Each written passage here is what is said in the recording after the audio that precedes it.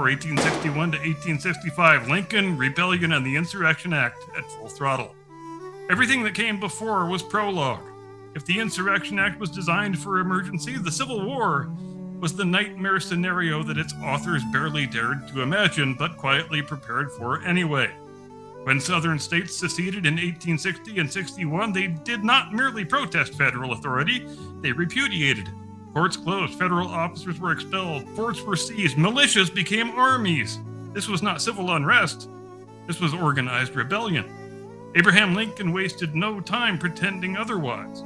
Within weeks of taking office, he invoked the Insurrection Act to call up state militias, deploy federal troops, and suppress what the law still insisted on calling insurrection, even as it metastasized into full-scale war.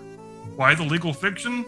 Because admitting that the Confederate States were a separate sovereign nation would have conceded the very point the war was being fought to deny. The Insurrection Act allowed Lincoln to do something crucial, to treat the rebellion as illegal without legitimizing it.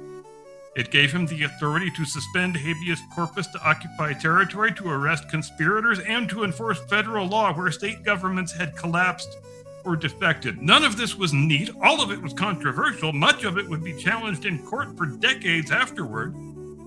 But the alternative was far worse. Without the act, the federal government would have been paralyzed by its own constitutional scruples while armed rebellion dismantled the Union in real time. This is where romantic versions of American liberty tend to start getting squeamish. The truth is less comfortable. Lincoln preserved the Constitution by stretching it nearly to the breaking point. He governed in a space where legality lagged behind necessity and where every decision carried the risk of becoming precedent for abuse. And yet, the Union survived. The Insurrection Act did not win the war. Armies did that.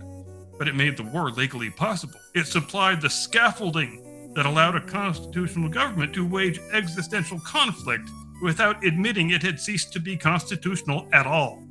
When Appomattox arrived, the rebellion was defeated. The insurrection, however, was not. It had merely transmogrified into a different form, and that meant the act was not about to retire.